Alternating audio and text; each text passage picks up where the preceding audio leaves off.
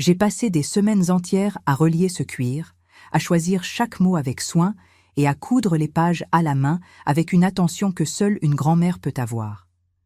Je voulais offrir à ma petite-fille Camille bien plus qu'un simple objet.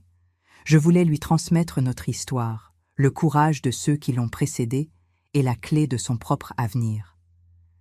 Mais ce soir-là, en plein milieu de sa réception luxueuse dans un grand restaurant de Nantes, mon cœur s'est brisé. Camille a pris mon carnet entre ses doigts, manucuré, l'a soulevé comme s'il s'agissait d'un vieux papier sale et, devant tous ses amis et notre famille, elle s'est écriée que ce cadeau fait main avait l'air si bon marché, si pauvre. Tout le monde a ri. Mon fils Philippe a secoué la tête et même Bastien, le fiancé de Camille, a souri avec mépris. À ce moment-là, alors que leur rire remplissait la salle, j'ai compris qu'ils ne me voyaient plus. J'étais juste un obstacle entre eux et mon héritage. Ils ne savaient pas que ce qu'ils venaient de rejeter contenait bien plus que des mots. Mais surtout, ils n'imaginaient pas que le lendemain matin, pendant qu'ils dormaient encore, j'allais vendre la villa au bord de la mer à Saint-Malo, l'endroit même où Camille avait déjà envoyé les invitations pour son mariage. Quand ils l'ont découvert, leur monde d'apparence s'est effondré, et j'ai enfin repris ma dignité. Bonjour à tous, je m'appelle Odette et j'ai aujourd'hui 79 ans. Je vous parle depuis mon nouvel appartement, un endroit baigné de lumière où je respire enfin la liberté. Avant de vous raconter comment tout a basculé et pourquoi j'ai pris cette décision radicale, j'aimerais vous demander une petite faveur. Si vous aimez ces histoires de vie authentiques, laissez un j'aime et abonnez-vous à ce canal pour ne pas manquer les prochains récits. Et dites-moi dans les commentaires d'où m'écoutez-vous aujourd'hui. J'aime imaginer vos visages pendant que je partage avec vous mes souvenirs les plus personnels. Tout a commencé il y a environ 1 an. À l'époque, j'avais 78 ans et je vivais encore dans la grande demeure familiale à Nantes. C'était une maison pleine de meubles anciens et de souvenirs de mon mari, un homme qui avait travaillé dur pour nous assurer une sécurité financière. J'avais été conservatrice de musée toute ma vie et je croyais fermement à la valeur de la transmission et de la mémoire. Camille, ma petite-fille unique, allait fêter ses 25 ans. C'est une jeune femme qui a grandi dans le confort, peut-être trop. Pour son anniversaire, je ne voulais pas lui offrir un énième sac de luxe ou un bijou acheté dans une grande enseigne. Je voulais quelque chose d'éternel. J'ai passé des journées entières à mon vieux bureau. J'ai choisi un carnet avec une couverture en cuir sombre, de ceux que l'on trouve chez les relieurs d'autrefois. J'ai commencé à y écrire les récits de notre famille, les conseils que j'aurais aimé lui donner et, surtout, j'ai scellé avec une colle spéciale les 2 dernières pages du carnet. Entre ces pages se trouvait le secret qui allait changer sa vie. L'acte de propriété de la villa de Saint-Malo. Cette maison sur la côte où nous avions passé nos plus beaux étés, et un petit sachet plat contenant un diamant brut, un héritage que ma mère m'avait laissé. J'avais écrit clairement sur la première page qu'elle devait tout lire avec calme, jusqu'au bout, car la vraie richesse demande de la patience. Le jour de la fête, je suis arrivée au restaurant avec mon paquet emballé dans un papier sobre. J'étais heureuse, presque impatiente. Philippe, mon fils, m'a accueillie avec un baiser rapide sur la joue en regardant aussitôt sa montre. Catherine, sa femme, se plaignait du bruit et vérifiait constamment son téléphone. Ils semblaient tous tendus, mais je pensais que c'était simplement l'excitation pour l'anniversaire de Camille. Quand est venu le moment des cadeaux, Camille était entourée de boîtes colorées et onéreuses. Bastien, son fiancé, lui avait offert une montre en or. Ses amis avaient apporté des vêtements de créateurs et des accessoires de marque. Je me suis avancée avec mon petit paquet. Je lui ai souri, cherchant à croiser son regard, et je lui ai dit que ce livre contenait son avenir. Camille a déballé le carnet avec une rapidité qui m'a surprise. Quand elle a vu la couverture en cuir et les pages écrites à la main, son expression a changé immédiatement. Il n'y avait aucune curiosité, seulement de la déception. Elle a soulevé le carnet du bout des doigts, le montrant à toute l'assistance comme s'il s'agissait d'un objet étrange ou gênant. Elle a dit d'une voix forte que ce cadeau avait l'air vieux, fait maison, quelque chose de bon marché qui ne correspondait pas à une fête comme la sienne. Elle a demandé ironiquement si j'avais manqué d'argent pour lui acheter quelque chose de vrai. À cet instant, le silence est tombé sur la salle pendant 1 seconde avant d'être rompu par un rire général. Philippe, au lieu de me défendre, a ri avec elle, disant que maman devenait peut-être trop sentimentale avec l'âge. Catherine a chuchoté quelque chose à l'oreille d'une amie, et elles ont éclaté de rire toutes les deux. Je me suis sentie nue, humiliée devant des étrangers et devant ma propre chair et mon propre sang. Camille a posé le carnet sur la table, juste à côté d'une tache de vin, sans même l'ouvrir. Elle n'a pas lu la dédicace, elle n'a pas feuilleté les pages, elle n'a pas senti le poids de l'histoire que je lui offrais. J'ai essayé de dire quelque chose, d'expliquer qu'elle devait regarder de plus près, mais Bastien m'a interrompu, en demandant au serveur d'apporter encore du champagne. J'étais devenue invisible. Je n'étais plus que la vieille grand-mère qui avait apporté un cadeau inutile. Je suis restée assise là, immobile, sentant la chaleur de l'embarras monter à mon visage. Je regardais mon fils Philippe, l'homme que j'avais élevé avec tant d'amour, et je le voyais rire de la femme qui lui avait tout donné. Ce soir-là, je suis rentrée chez moi en taxi. Le silence de ma vieille demeure m'a soudain paru pesant, mais aussi révélateur. J'ai marché dans les pièces en regardant les photos de mon mari et je me suis demandé quand nous nous étions trompés. Quand l'amour avait-il été remplacé par l'avidité? Je me suis assise dans la cuisine et j'ai bu un verre d'eau, essayant de me calmer. Mais la colère prenait la place de la tristesse. C'était une colère froide, lucide. Pendant que j'étais là, j'ai entendu la porte d'entrée s'ouvrir. Philippe et Catherine étaient de rentrée. Ils ne savaient pas que j'étais encore réveillée dans la cuisine, car les lumières étaient éteintes. Ils se sont arrêtés dans le couloir, juste à côté de ma porte. Leur voix était rebasse, mais dans ce silence nocturne, chaque mot arrivait comme un coup de couteau. Philippe disait que la scène du cadeau avait été pathétique et que cela confirmait ses soupçons. Je n'étais plus capable de gérer mes affaires. Catherine répondait qu'ils devaient faire vite, que les dettes pour leurs mauvais investissements immobiliers augmentaient et que la villa à Saint-Malo serait la solution parfaite. Elle disait qu'ils pourraient vendre la villa juste après le mariage de Camille, ou même avant, s'ils arrivaient à me convaincre de signer une procuration totale. Ils parlaient de moi comme d'un objet à éliminer, un portefeuille à vider. Philippe disait qu'après le mariage, il me trouverait un bel endroit, une structure où je serais suivie pour qu'il puisse rénover la maison de Nantes et s'y installer confortablement. Il n'y avait pas une once d'affection dans leurs paroles, seulement du calcul. Je me suis levée lentement, en faisant attention à ne pas faire de bruit, et je suis allée dans ma chambre. Cette nuit-là, je n'ai pas dormi. Je suis restée à regarder le plafond, attendant que l'aube éclaire ma décision. S'ils voulaient me traiter comme une vieille incapable, j'allais leur montrer à quel point une femme qui n'a plus rien à perdre que sa dignité peut être lucide et déterminée. Le lendemain matin, très tôt, j'ai pris mon sac et je suis sortie. Je n'ai pas laissé de mots. Je savais exactement ce que je devais faire. La villa à Saint-Malo était enregistrée à mon seul nom, un cadeau que mon mari avait voulu faire exclusivement pour ma protection. Elle ne faisait partie d'aucune succession anticipée. Elle était à moi. Et si pour Camille et Philippe, moi et mes dons étions bon marché et sans valeur, alors ils n'avaient pas besoin de cette villa pour célébrer un mariage basé sur l'apparence. Je me suis dirigée vers le bureau d'un vieil ami, un homme avec qui j'avais partagé des années de travail et en qui j'avais une confiance aveugle. En marchant dans les rues de Nantes, je ressentais une énergie que je n'avais pas connue depuis des années. Je n'étais plus la grand-mère blessée qui pleurait dans son coin. J'étais une femme qui allait reprendre sa vie en main. En entrant dans ce bureau, je savais que plus rien ne serait jamais comme avant. Ils avaient ri de moi la veille, mais ils ne savaient pas que c'était la dernière fois que quelqu'un se permettait de piétiner mon cœur sans en payer les conséquences. La vente d'une propriété de cette valeur demande habituellement des mois, mais je n'avais pas des mois. J'avais besoin de rapidité et de discrétion. Je savais qu'il y avait des investisseurs étrangers intéressés par des biens d'exception sur la côte, prêts à conclure l'affaire rapidement. Pendant que je signais les premiers documents, je pensais aux invitations que Camille avait déjà envoyées, avec le nom de la villa imprimé en relief sur du papier coûteux. Je pensais à son arrogance et à la méchanceté de mon fils. Chaque signature était un acte de libération.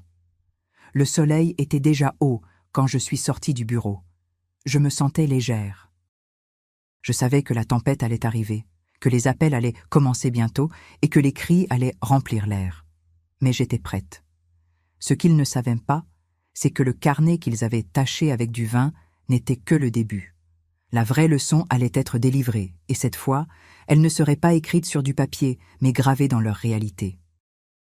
En rentrant chez moi, j'ai vu Camille sortir par la porte.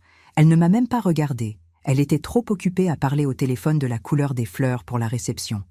Si elle avait su que le sol sous ses pieds était déjà en train de disparaître, peut-être aurait-elle eu un peu plus de respect pour cette vieille femme dont elle s'était moquée quelques heures plus tôt. Mais le temps des explications était fini. Le temps des faits venait de commencer. Je suis rentrée dans la maison en essayant de marcher d'un pas lourd, simulant cette fatigue qu'ils attendaient d'une femme de mon âge. J'ai vu Catherine dans la cuisine, occupée à feuilleter un magazine de décoration de luxe. Dès qu'elle m'a entendue, elle a levé les yeux et a forcé un sourire. Un de ces sourires que l'on réserve à ceux que l'on considère déjà comme un fardeau. Elle m'a demandé si j'avais fait une belle promenade et j'ai répondu d'une voix faible, disant que j'étais juste allée prendre un peu l'air au jardin des plantes. Elle ne soupçonnait rien. Pour elle, j'étais seulement la vieille grand-mère qui se perdait dans ses souvenirs, incapable de concevoir un plan d'action. Je me suis enfermée dans ma chambre et j'ai regardé le carnet. La tache de vin rouge sur la couverture en cuir avait séché, laissant une trace sombre et laide. C'était le signe de leur mépris. Je l'ai serré contre moi, et j'ai juré que chaque goutte de ce vin serait remboursée par une leçon de réalité. À ce moment-là, j'ai compris qu'ils n'avaient même pas ouvert la première page. Si Camille avait lu la dédicace, si elle avait feuilleté ce livre avec un minimum d'attention, elle aurait senti le gonflement des dernières pages. Mais leur avidité les rendait aveugles.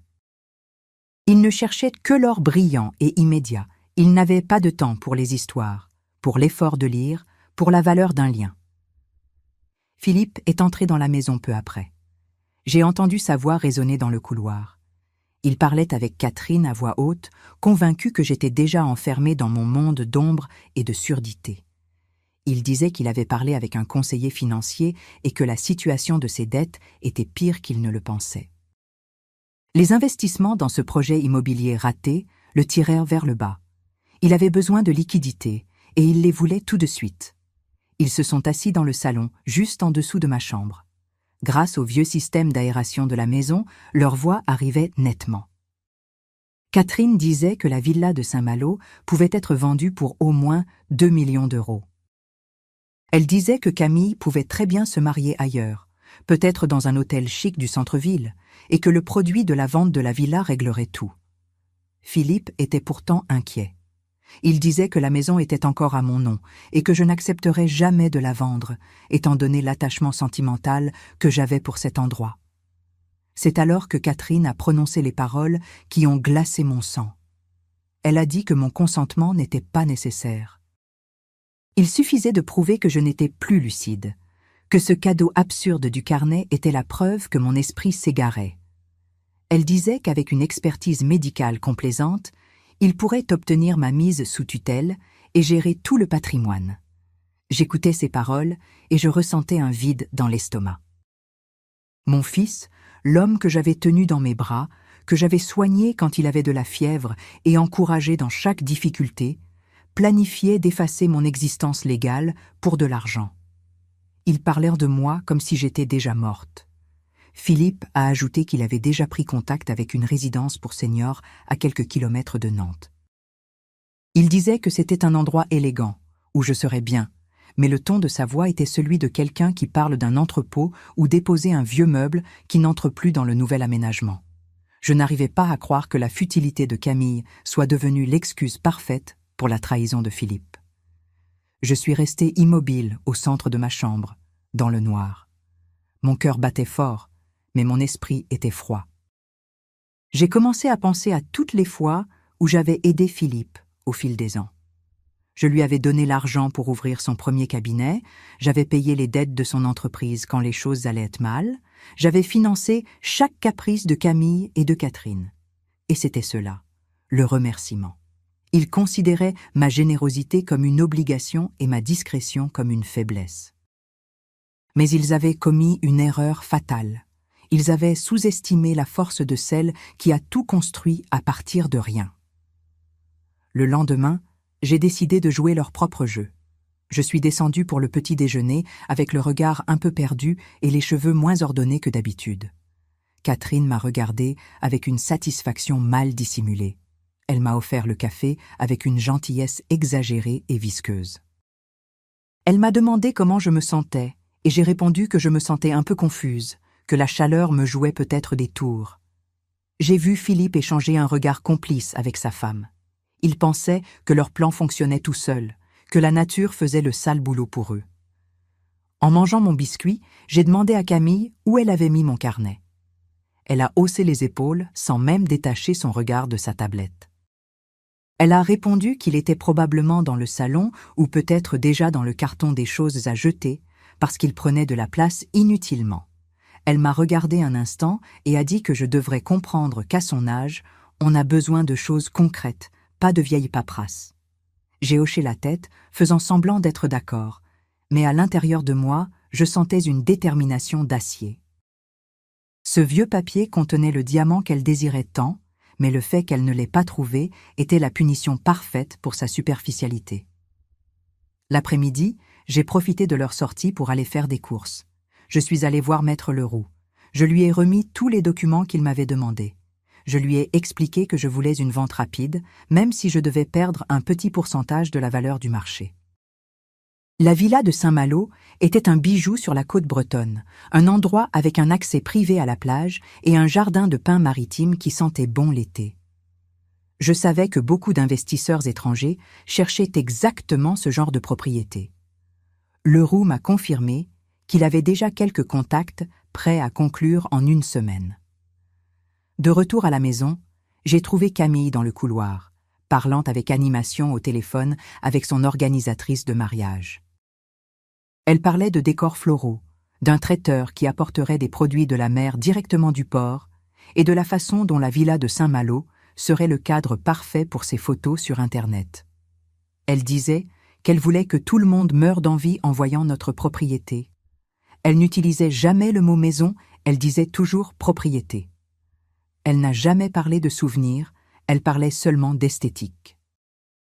Je me suis passé une main sur le visage pour cacher un sourire amer. Les invitations avaient déjà été envoyées à des centaines de personnes. Le nom de la villa figurait sur chaque carton.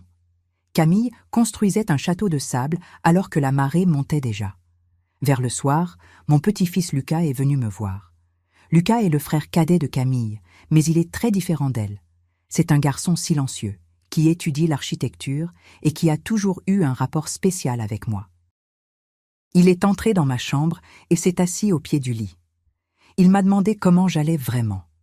Je lui ai répondu que j'étais fatiguée, mais il m'a regardé dans les yeux avec une profondeur qui m'a surprise.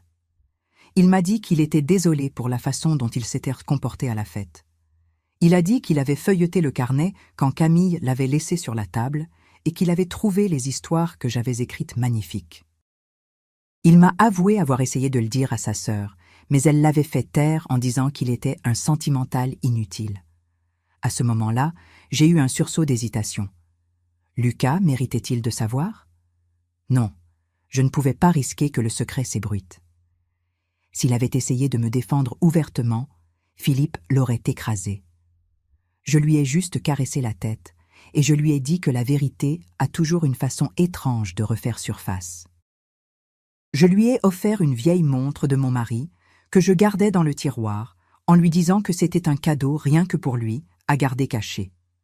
Il m'a remercié avec une embrassade sincère, et cette chaleur m'a donné la force finale pour continuer. Il y avait encore quelqu'un de bien dans cette famille, mais je ne pouvais pas permettre que la bonté de l'un justifie l'avidité des autres. Le soir, au dîner, la tension était palpable, même s'ils essayaient de la cacher. Philippe continuait de remplir mon verre de vin, espérant peut-être m'embrouiller encore plus.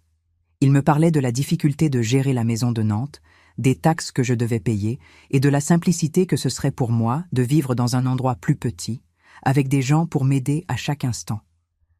Catherine ajoutait des détails sur la résidence qu'ils avaient vue, la décrivant comme un hôtel 5 étoiles. Je savais bien ce que c'était. Un parking de luxe pour personnes âgées à oublier.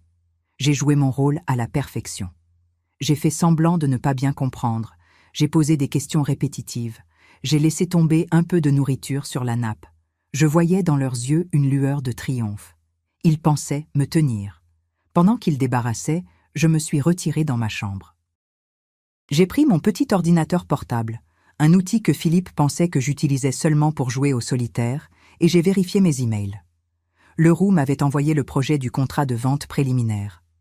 Un acheteur avait proposé le prix fort, sans même vouloir visiter la maison, séduit par les photos et l'emplacement. Il voulait signer sous 48 heures. J'ai répondu par un simple procédon. À ce moment-là, j'ai ressenti un sentiment de libération incroyable. La villa que Camille décorait déjà mentalement pour son mariage ne lui appartenait plus. Elle ne m'appartenait plus non plus. Elle était devenue l'instrument de ma revanche. Je suis restée à la fenêtre à regarder les lumières de Nantes. Cette ville m'avait tout donné, et maintenant, elle me demandait d'être forte. Je pensais aux dettes de Philippe. Je savais qu'il comptait sur la vente de la villa pour se sauver de la faillite. S'il n'avait pas cet argent, il devrait affronter les conséquences de ses mauvais choix. Je ne pouvais plus lui servir de parachute. Un fils doit apprendre à marcher, même si cela signifie tomber. Et une petite fille doit apprendre que le respect n'est pas une option que l'on peut ignorer. Le jour suivant a été un tourbillon d'appels secrets. Leroux me tenait informé de chaque étape. La bureaucratie allait vite, alimentée par la nécessité de l'acheteur de conclure l'achat avant la fin de l'exercice fiscal. Je continuais de circuler dans la maison comme un fantôme, observant Camille, qui essayait son voile de mariée devant le miroir du couloir.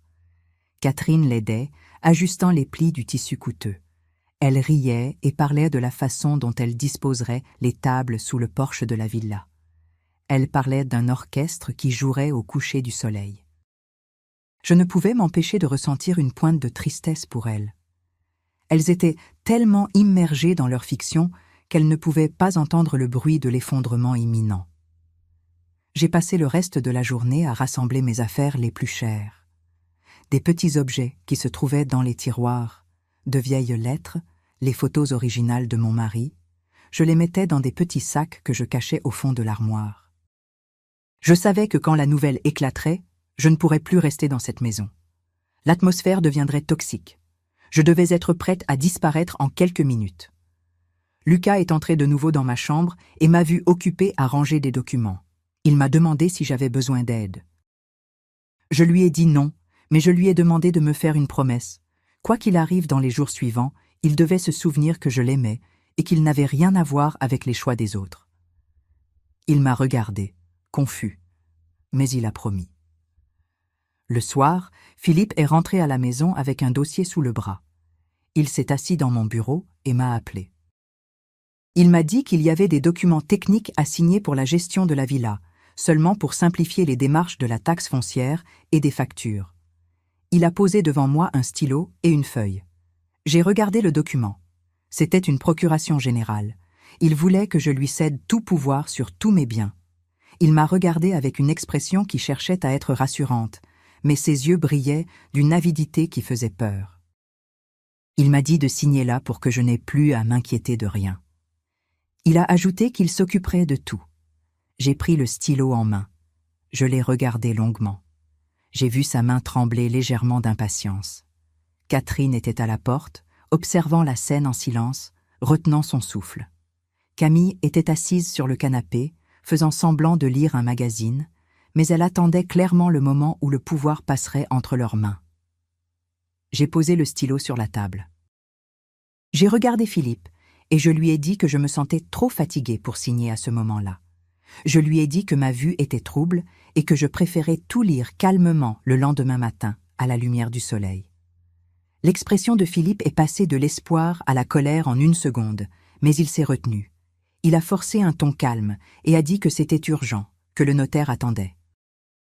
J'ai insisté, d'une voix tremblante, disant qu'une ancienne conservatrice ne signe jamais rien sans avoir lu 3 fois. Il a cédé, mais j'ai vu comment il a serré les poings. Il a repris la feuille et a dit que nous en parlerions au petit déjeuner. Je savais qu'il n'y aurait pas de petit déjeuner pour eux le lendemain matin. Je savais que pendant qu'ils dormiraient en rêvant de mon héritage, je serais chez le notaire pour l'acte final de la vente de la villa. Cette nuit-là, la maison semblait respirer avec moi. J'entendais les pas de Philippe dans le couloir, le bruit de ses pensées obsédantes. J'entendais Camille qui riait au téléphone avec Bastien, parlant de la vie merveilleuse qu'ils allaient avoir. J'étais assise sur mon lit, avec le carnet taché de vin sur la table de chevet. La dernière page était encore là, scellée. Le diamant était encore là, protégé par le silence. Ma dignité était sur le point de revenir à la maison, et le prix serait très élevé pour ceux qui l'avaient piétiné.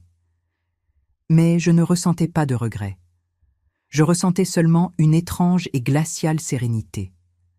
La tempête était maintenant à l'horizon, et j'étais la seule à avoir un abri sûr.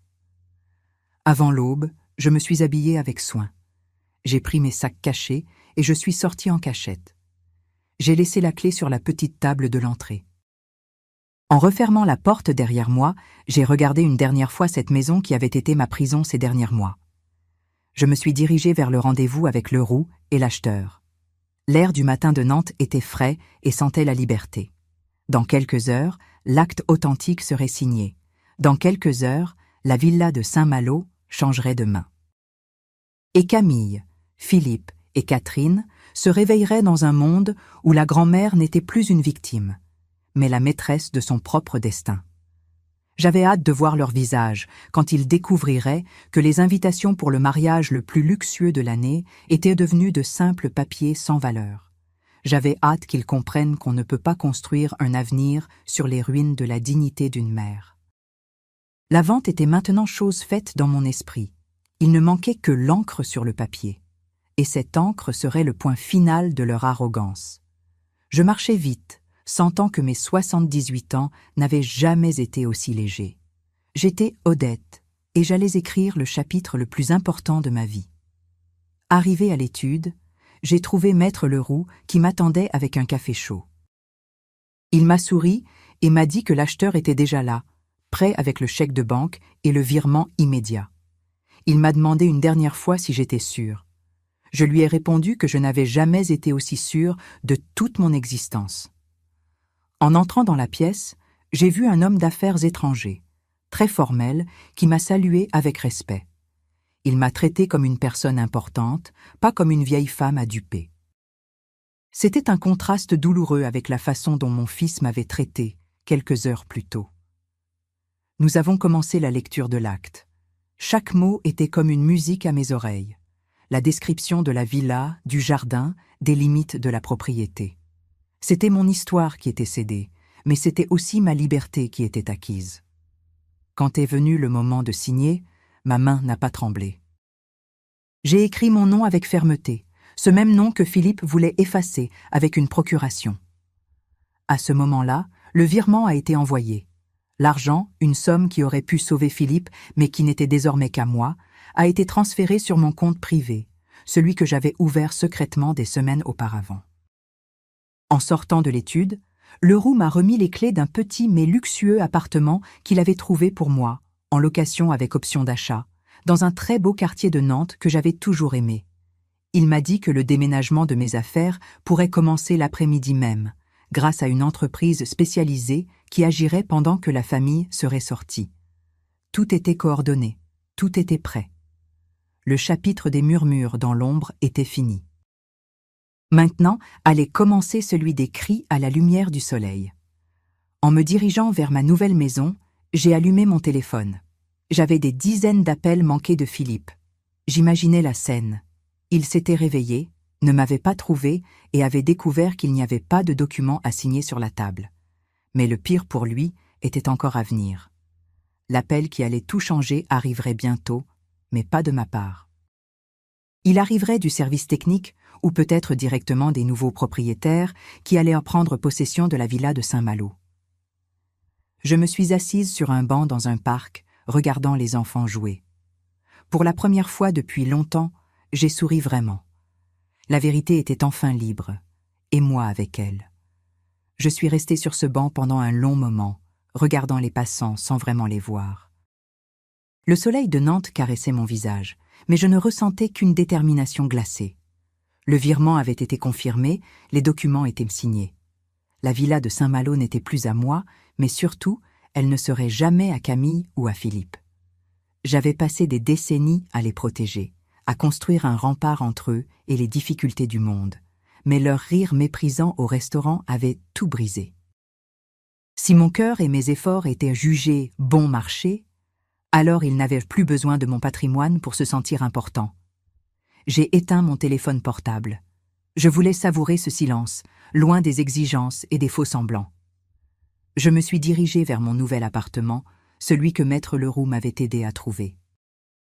C'était un immeuble de grand standing, avec un gardien poli qui m'a salué par mon nom, sans ce ton de pitié condescendante que Catherine utilisait sans cesse. En franchissant le seuil, j'ai respiré l'odeur du propre et de la peinture fraîche. Il n'y avait pas de meubles imposants choisis par Philippe, pas de tapis poussiéreux remplis de souvenirs amers. C'était un espace vide, prêt à accueillir uniquement ce qui comptait vraiment pour moi. L'entreprise de déménagement, coordonnée discrètement, commençait déjà à monter mes cartons, ceux que j'avais préparés en secret pendant leurs absences. Chaque boîte contenait un fragment de ma véritable vie, pas celle qu'ils essayaient de brader. En installant mes livres sur les étagères neuves, je pensais à la villa. Est-ce que cela me faisait mal de l'avoir vendue? Oui, un peu. Mais la douleur de l'avoir transformée en un simple décor pour la vanité de Camille aurait été bien pire. Cette maison était née de l'amour que je portais à mon mari, du fruit de nos années de travail honnête. La voir défigurée par des rénovations brutales et des réceptions basées sur l'intérêt pur aurait été une insulte à notre mémoire. Il valait mieux qu'elle appartienne à des inconnus capables de l'apprécier pour ce qu'elle était, plutôt qu'à des parents qui n'y voyaient qu'une garantie bancaire ou un trophée social. Vers la fin de l'après-midi, j'ai décidé qu'il était temps d'affronter la réalité. J'ai rallumé mon téléphone. L'appareil s'est mis à vibrer sans s'arrêter. Des dizaines de messages, des appels manqués, des notifications de messagerie vocale. Le premier message venait de Philippe, envoyé vers 11 heures du matin. « Maman, où es-tu? Le notaire est là, nous devons signer les documents pour la gestion foncière. » Puis le ton avait changé. À 14 heures, il écrivait « Maman, pourquoi le service technique de la mairie mentionne-t-il un transfert de propriété en cours? Réponds immédiatement. » Le dernier message, reçu quelques minutes plus tôt, venait de Camille. Il était écrit tout en majuscules. « Grand-mère, dis-moi que ce n'est pas vrai. Qu'est-ce que tu as fait ?» Je me suis assise dans mon nouveau fauteuil, encore partiellement enveloppé de plastique protecteur. Je n'ai répondu à personne. Je savais que Philippe ne tarderait pas à arriver. Maître Leroux l'avait officiellement informé de la vente et de l'adresse où il pourrait m'envoyer toute communication juridique urgente. Je n'avais pas à me cacher. Se cacher est le propre de ceux qui ont quelque chose à se reprocher, et ce n'était pas mon cas. J'avais simplement exercé mon droit de décider de mon propre avenir et de disposer de mes biens. Le visiophone a sonné environ 1 heure plus tard. C'était un son sec et autoritaire. J'ai répondu, et la voix de Philippe est arrivée, déformée par l'interphone, mais chargée d'une colère qu'il peinait à dissimuler. « Ouvre, maman, nous devons parler maintenant. » Je lui ai donné l'accès, et je suis resté debout au milieu de mon salon vide. Quand il est entré, il ne ressemblait plus à mon fils. Son visage était congestionné, ses yeux écarquillés et ses vêtements froissés. Derrière lui se tenait Catherine, dont l'expression oscillait entre l'horreur pure et un calcul fébrile. Philippe n'a même pas jeté un regard à la beauté du nouvel appartement. Il a commencé à hurler avant même d'avoir refermé la porte derrière lui. « Tu as perdu la tête! Tu as vendu la villa de Saint-Malo! Notre villa !» Je lui ai répondu avec un calme qui l'a totalement déstabilisé. Je lui ai dit calmement que la villa n'avait jamais été la leur. Elle était à moi, et elle appartenait désormais à quelqu'un d'autre. Je lui ai expliqué que l'argent était en sécurité sur mon compte personnel et qu'il servirait à financer ma vieillesse, puisqu'il se disait si inquiet pour ma prise en charge future. Catherine est intervenue, avec cette voix aiguë qu'elle utilisait dès qu'elle perdait pied. Et Camille? Les invitations ont été envoyées à 300 personnes. Nous avons déjà versé des acomptes pour le traiteur, pour les fleurs, pour l'orchestre. Bastien et sa famille sont furieux. « Tu nous as ruinés, Odette. Tu nous as rendus ridicules devant tout le gratin nantais. » Je l'ai regardé droit dans les yeux et je lui ai demandé si le mariage de sa fille reposait sur une maison ou sur un sentiment sincère. Je lui ai rappelé que Camille avait qualifié mon cadeau de bon marché devant tout le monde. Si elle était si habituée au luxe, elle n'aurait aucun mal à trouver un autre lieu prestigieux par ses propres moyens. Philippe a frappé le mur du poing. « Ce n'est pas pour Camille, maman. Tu le savais très bien. Tu savais que mon projet immobilier à Angers était bloqué. Tu savais que j'avais besoin de cette villa comme garantie pour la banque. Tu m'as poignardé dans le dos. » Je me suis approché de lui sans aucune crainte. Je lui ai dit que celui qui poignarde dans le dos, c'est un fils qui cherche à faire interdire sa propre mère pour lui voler sa maison et ses terres. Je lui ai dit que j'avais entendu chaque mot cette nuit-là dans le couloir de la maison de Nantes. Je lui ai dit que je savais tout pour la résidence senior où ils voulèrent m'enfermer de force. Le silence qui a suivi a été plus lourd que tous les cris précédents. Philippe a baissé les yeux, incapable de soutenir mon regard.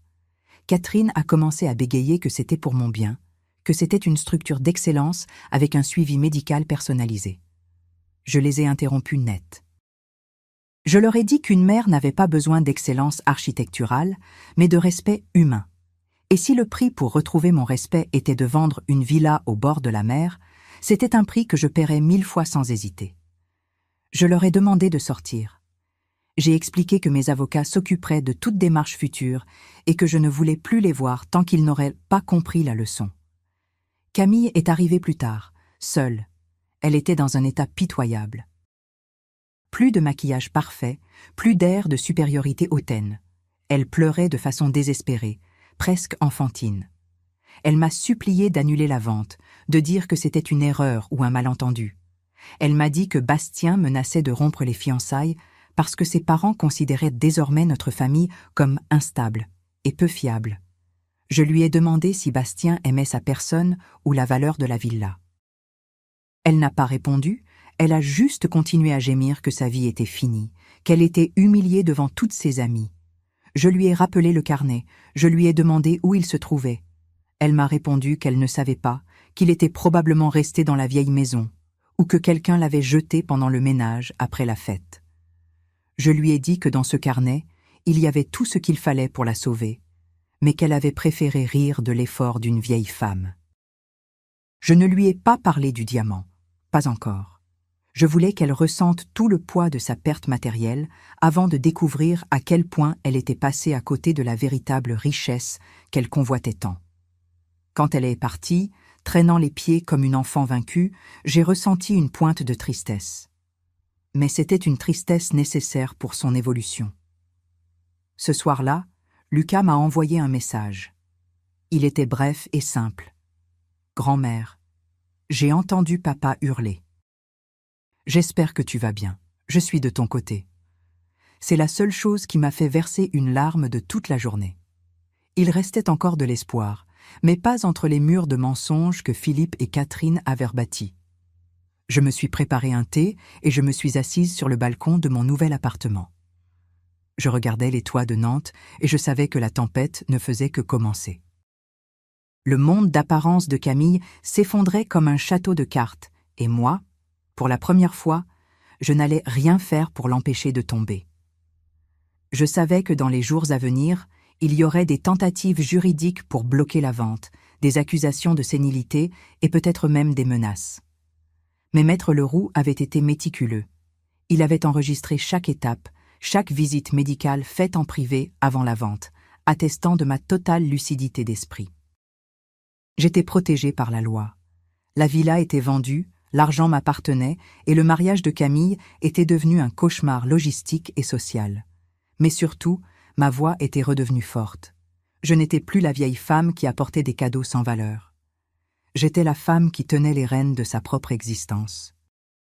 Alors que la nuit tombait sur la ville, Je me suis demandé combien de temps il faudrait à Camille pour réaliser que la beauté ne réside pas dans une villa de luxe, mais dans la capacité à honorer ceux qui vous ont tout donné. Et je me demandais si Philippe aurait un jour le courage de me demander pardon, non pas pour l'argent perdu, mais pour l'amour qu'il avait trahi. La réponse, au fond de moi, je la connaissais déjà. Mais à cet instant, cela n'avait plus d'importance. Mon voyage vers la dignité avait commencé, et je ne reviendrais en arrière pour personne. La tempête faisait rage dehors, mais à l'intérieur de moi, pour la première fois depuis des années, régnait une paix absolue. Le lendemain matin, mon téléphone a recommencé à sonner. C'était l'organisatrice de mariage de Camille. Elle voulait savoir s'il était possible de parler au nouveau propriétaire de la villa pour la louer, juste pour la journée du mariage. J'ai ri amèrement. Je lui ai dit que ce n'était plus mon affaire et qu'elle devait s'adresser aux avocats des acquéreurs, sachant parfaitement que ces investisseurs n'autoriseraient jamais des étrangers à piétiner leur nouvelle pelouse pour un événement aussi frivole. La villa resterait fermée pour des travaux de rénovation immédiats. Le rêve de Camille était officiellement évanoui. J'ai passé la journée à vider mes derniers cartons.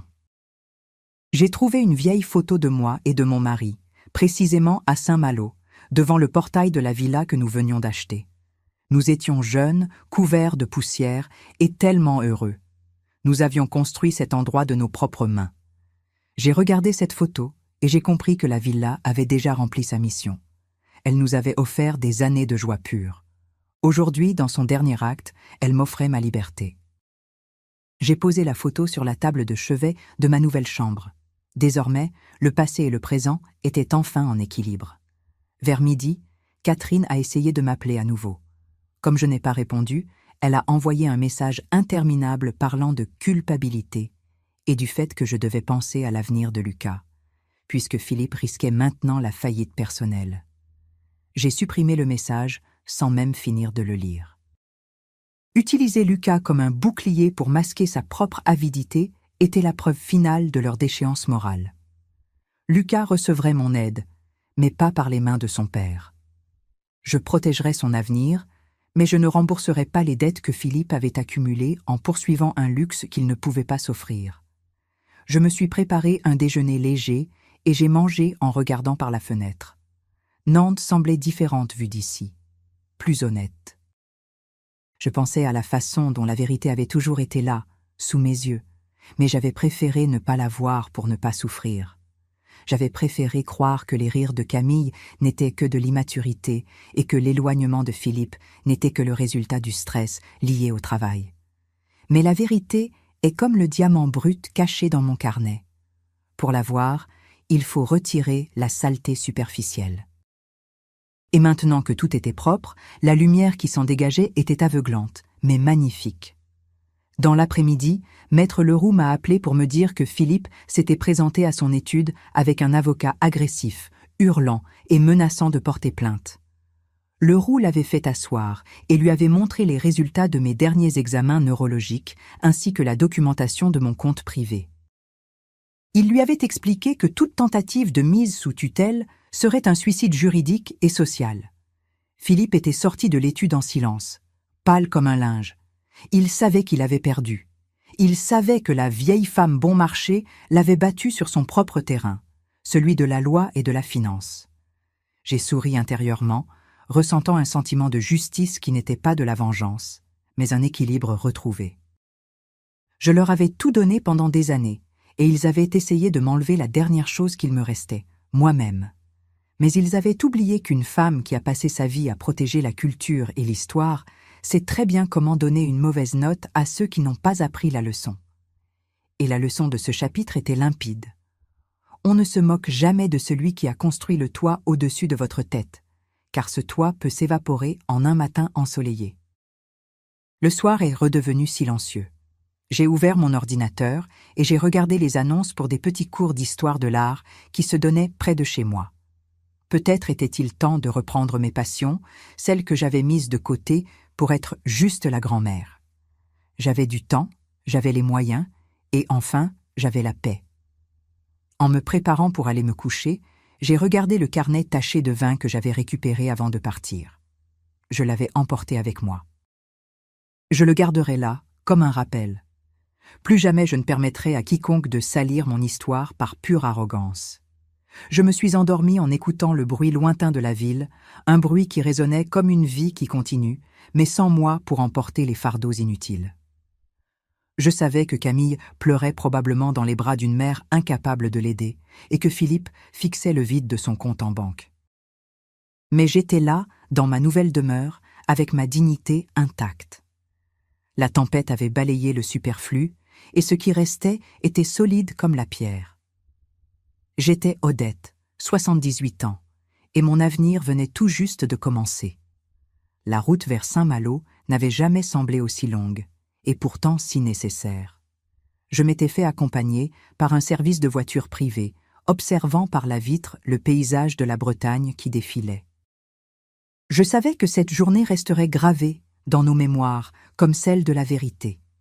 Philippe, Catherine et Camille étaient partis à l'aube, convaincus de devoir rencontrer le décorateur et le responsable du traiteur pour les derniers repérages techniques avant le grand événement. Ils emportaient avec eux des échantillons de tissus, des catalogues de fleurs et cette assurance arrogante de ceux qui se sentent maîtres du monde. Ils ne savaient pas qu'ils allaient au-devant d'un mur de réalité qu'ils ne pourraient pas franchir. Je suis arrivé à Saint-Malo environ une demi-heure après eux. J'ai demandé au chauffeur de se garer à une distance raisonnable du portail de la villa. Je voulais voir. Je voulais être témoin du moment où l'illusion allait se briser. Devant l'entrée de la propriété, il y avait un petit attroupement. On voyait la grosse berline noire de mon fils, une camionnette blanche d'un fleuriste reconnu de Nantes et une autre voiture élégante, probablement celle de Bastien et de ses parents. Ils étaient tous là, immobiles devant le portail en fer forgé que mon mari et moi avions choisi avec tant de soin il y a 40 ans. Philippe secouait le portail avec force, hurlant quelque chose que je n'arrivais pas à entendre distinctement, mais ses gestes étaient sans équivoque. Catherine marchait de long en large nerveusement, parlant avec agitation au téléphone, tandis que Camille était appuyée contre la portière de la voiture, le regard fixé sur l'allée de pins maritimes. Ils avaient essayé de taper le code sur le clavier électronique, mais le système avait été réinitialisé. Ils avaient essayé les anciennes clés, mais les serrures avaient été changées le jour même de la signature de l'acte authentique. Je me suis armé de courage et je suis descendu de la voiture.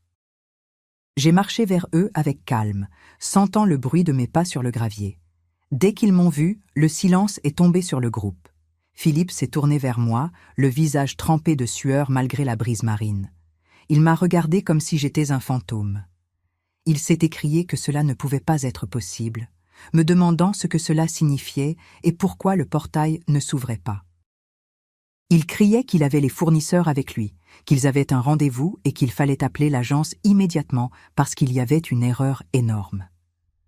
Je me suis arrêté à quelques mètres de lui. Il n'y avait pas de haine dans mes yeux, seulement une profonde et lassante lucidité. Je lui ai répondu qu'il n'y avait aucune erreur. Je lui ai expliqué que la maison n'appartenait plus à la famille et qu'il n'avait aucun droit de se trouver sur ce terrain. À ce moment-là, un homme en uniforme, un agent de sécurité envoyé par les nouveaux propriétaires pour surveiller le début des travaux, est sorti de la petite dépendance à l'entrée. Il s'est approché d'un pas décidé et a demandé à tout le monde de s'éloigner, expliquant que la propriété était privée et que toute tentative d'effraction serait signalée immédiatement à la gendarmerie. Catherine a éclaté en sanglots hystériques. Elle a commencé à hurler que c'était un cauchemar, que le mariage était dans 3 semaines et que les invitations avaient déjà été acceptées par des personnes influentes. Elle s'est tournée vers les parents de Bastien, qui observèrent la scène avec un mélange de dédain et d'embarras, essayant de s'excuser, de dire qu'il s'agissait d'un malentendu bureaucratique. Mais le père de Bastien, un homme rigide et pragmatique, a secoué la tête. Il a regardé Philippe et lui a dit que cette situation était la preuve finale de ce qu'il soupçonnait depuis longtemps. Leur famille était à la dérive, dépourvue de sérieux et de bases solides. Bastien s'est approché de Camille. Il ne l'a pas prise dans ses bras. Il lui a juste parlé à voix basse, mais son expression était glaciale. Il lui a demandé comment ils avaient pu organiser un événement de cette importance sur une propriété dont ils n'avaient pas le contrôle. Camille a essayé de rejeter la faute sur moi, me désignant d'un doigt tremblant, m'appelant vieille folle et vengeresse. Mais Bastien l'a interrompu. Il lui a rappelé que le respect pour les aînés et la clarté sur les propriétés sont les fondements de n'importe quel accord, même matrimonial. Il a tourné les épaules, est monté en voiture avec ses parents et est parti sans un regard en arrière. C'est à cet instant que les fiançailles de Camille sont officiellement mortes, sur le gravier d'une allée qu'elle n'avait jamais appris à aimer vraiment. Philippe s'est effondré. Il s'est assis sur le muret d'enceinte, la tête entre les mains. Il m'a demandé d'une voix brisée pourquoi j'avais voulu détruire sa vie. Je lui ai répondu que ce n'était pas moi qui avais détruit sa vie, mais sa propre avidité. Je lui ai rappelé que s'il avait eu un brin d'honnêteté, s'il m'avait demandé de l'aide au lieu de planifier ma mise sous tutelle, les choses se seraient peut-être passées différemment. Mais il avait préféré la voie de la trahison, et il devait maintenant en affronter les conséquences. La villa était le symbole de son pouvoir fictif, et maintenant que le symbole avait disparu, il ne restait qu'un homme avec beaucoup de dettes et très peu de dignité. Le fleuriste et les autres fournisseurs, se rendant compte qu'il n'y aurait aucun travail et, probablement, aucun paiement, ont commencé à charger leurs affaires dans les camionnettes. Ils partaient en échangeant des regards moqueurs. Tout Nantes serait au courant dès le soir même. Le scandale serait total. Camille s'est jetée sur moi, hurlant qu'elle m'haïssait, que j'étais une sorcière et que j'allais payer pour avoir gâché le plus beau jour de sa vie. Je l'ai regardée avec pitié. Je lui ai dit que le plus beau jour de sa vie ne pouvait pas être construit sur la souffrance de sa grand-mère. Je suis restée là jusqu'à ce que tout le monde soit parti. Philippe conduisait la voiture comme un automate, avec Catherine qui continuait de hurler à l'intérieur de l'habitacle et Camille recroquevillée sur le siège arrière. Je suis restée seule devant le portail fermé. L'agent de sécurité m'a regardée avec un signe de respect, reconnaissant peut-être l'ancienne propriétaire. Je lui ai demandé si je pouvais rester encore quelques minutes à regarder la mer depuis le muret. Il me l'a permis. J'ai regardé la villa pour la dernière fois. Elle était magnifique sous le soleil breton. Je pensais à Lucas, qui n'était pas venu parce qu'il avait compris que cette journée serait un massacre. Je pensais que je trouverais le moyen de l'aider à finir ses études, mais loin de l'influence toxique de ses parents. La vente de la maison n'avait pas été seulement une punition pour eux, c'était ma déclaration d'indépendance. L'argent récolté était déjà en sécurité, et une partie servirait à construire l'avenir de ceux qui le méritaient vraiment, pas de ceux qui prétendaient tout avoir par droit de naissance. Je suis rentrée à Nantes en me sentant vidée, mais étrangement sereine. Le poids de 40 ans de secret, de silence et de protection excessive envers un fils qui ne le méritait pas s'était évanoui. Je savais que Philippe allait devoir déclarer faillite, que leur maison de Nantes serait probablement saisie et qu'ils allaient devoir apprendre ce que signifie vivre avec peu. Mais peut-être que dans cette pauvreté forcée, ils trouveraient cette vérité que le luxe avait étouffée. Ou peut-être pas. Mais ce n'était plus mon problème. En rentrant dans mon nouvel appartement, j'ai trouvé un bouquet de fleurs devant la porte. Il n'y avait pas de carte, mais je savais qu'elles venaient de Lucas. Je les ai mises dans un vase et je les ai posées sur la table. C'étaient des fleurs simples, de plein champ, pas les compositions coûteuses que Camille exigeait. Elles étaient parfaites. Je me suis assise dans mon fauteuil et j'ai regardé le ciel qui devenait rose au-dessus des toits de Nantes. La tempête était passée et, parmi les ruines de leurs illusions, j'avais enfin trouvé ma propre maison. La soirée a été tranquille. J'ai préparé un dîner frugal et j'ai mangé en silence. Il n'y avait pas de cris, pas d'exigences, pas de discours sur les investissements ou le statut social.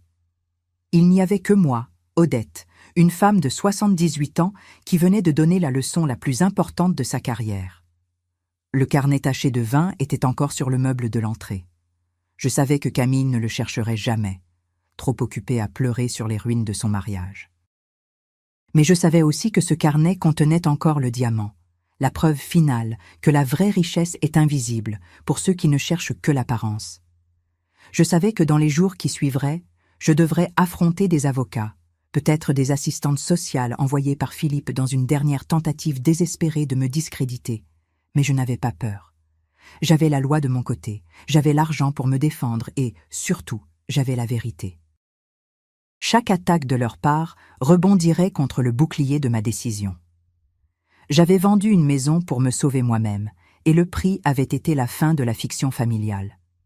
Un prix élevé, mais nécessaire pour quiconque veut mourir libre. En me couchant, j'ai pensé à mon mari. Je me suis demandé s'il serait fier de moi. Je crois que oui. Il aimait cette vie-là, mais il aimait encore plus ma force. Nous avions construit cet endroit pour qu'il soit un refuge, pas une marchandise pour des dettes de jeux financiers. En la vendant à des gens qui la respecteraient, j'avais honoré sa mémoire bien plus que ne l'auraient fait Philippe et Catherine en la détruisant avec leur rénovation vulgaire. Je me suis endormie avec le son des vagues de Saint-Malo encore dans les oreilles, sachant que demain serait le premier jour de ma nouvelle vie, ma vraie vie. Le lendemain matin, la ville de Nantes s'est réveillée avec une nouvelle qui a fait le tour des salons. Le mariage de l'année avait été annulé. La villa avait été vendue à un groupe international. La famille de Philippe était en ruine. Je sentais le murmure de la ville jusque dans le silence de mon appartement. J'avais l'impression d'avoir ouvert une fenêtre dans une pièce fermée depuis trop longtemps. L'air frais était piquant, mais purificateur. Je n'étais plus la grand-mère que tout le monde pouvait piétiner. J'étais la femme qui avait eu le courage de dire non. J'ai reçu un appel de Maître Leroux.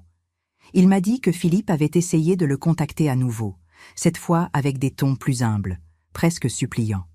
Il demandait un prêt, une avance, n'importe quelle forme d'aide pour éviter la saisie de la maison de Nantes. Leroux lui avait répondu que j'étais disposée à parler uniquement par actes légaux et qu'il n'y aurait aucune aide financière sans un parcours sérieux de réhabilitation économique et personnelle. Philippe avait raccroché sans dire un mot. La réalité commençait à mordre, et cela faisait mal. Camille avait fermé tous ses profils sur les réseaux sociaux. Elle ne pouvait pas supporter les commentaires, les questions, la pitié feinte de ses amis. Son identité entière, construite sur des photos de luxe et des promesses de grandeur, s'était évaporée en un après-midi. Je plaignais son sort, mais je savais que c'était le seul moyen de lui faire comprendre que la vie n'est pas un filtre photographique. Elle devait apprendre à se regarder dans le miroir et à voir qui elle était vraiment, sans la villa de Saint-Malo en arrière-plan. Alors seulement, peut-être, elle pourrait commencer à devenir une femme.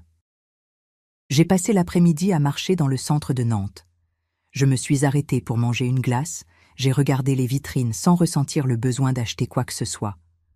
Je me sentais riche, non pas pour le virement à la banque, mais pour la liberté de ne plus devoir plaire à personne. J'étais enfin Odette, et mon nom signifiait à nouveau la joie.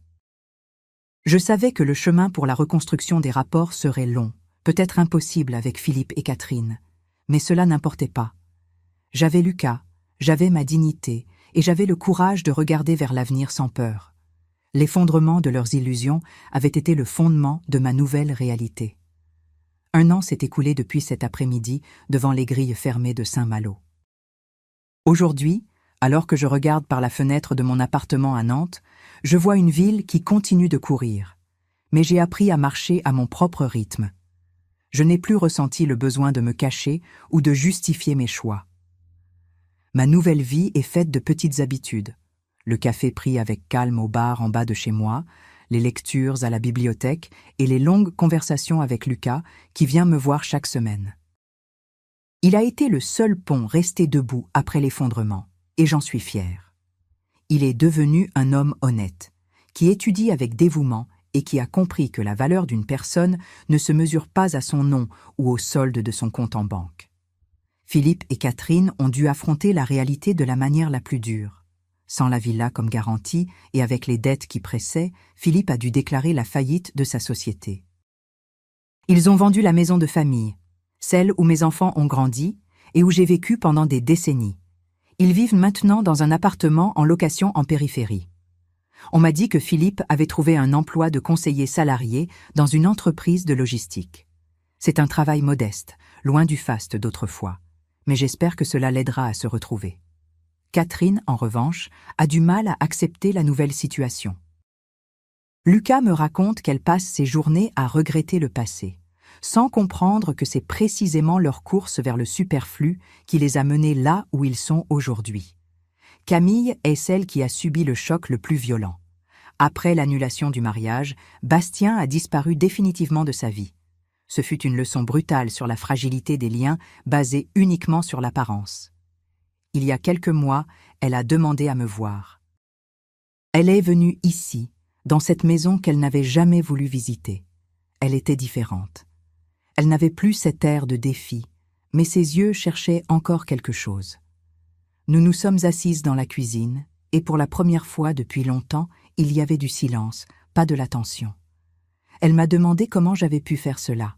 Pas avec colère, mais avec une confusion sincère. Je lui ai répondu que je l'avais fait par amour pour la vérité. À ce moment-là, j'ai pris le carnet. Il était encore là, sur le buffet, avec la tache de vin qui faisait désormais partie de son histoire. Je l'ai posé devant elle. Je lui ai dit que ce jour-là, au restaurant, elle s'était moquée de mon cœur sans même le regarder. Je lui ai demandé de l'ouvrir maintenant, calmement. Camille a commencé à feuilleter les pages. Je l'ai vue lire les dédicaces, regarder les photos et les récits de ses grands-parents. Quand elle est arrivée à la fin, elle a essayé de tourner la dernière page, mais comme prévu, elle était scellée. Je lui ai montré la petite languette de soie cachée dans la reliure. « Tire ici, Camille », lui ai-je dit. Quand la page s'est ouverte, le diamant brut a glissé sur la table, brillant sous la lumière de la lampe. Avec lui, le document qui attestait la propriété de la villa de Saint-Malo, datée d'avant la vente. Camille est restée immobile. Elle a regardé la pierre, puis moi. Elle a commencé à pleurer, mais ce n'étaient pas les larmes hystériques du jour de la villa. C'étaient des larmes de honte. Elle a compris que le cadeau bon marché contenait tout ce qu'elle avait toujours désiré, mais que sa précipitation et son arrogance l'avaient empêchée de le voir.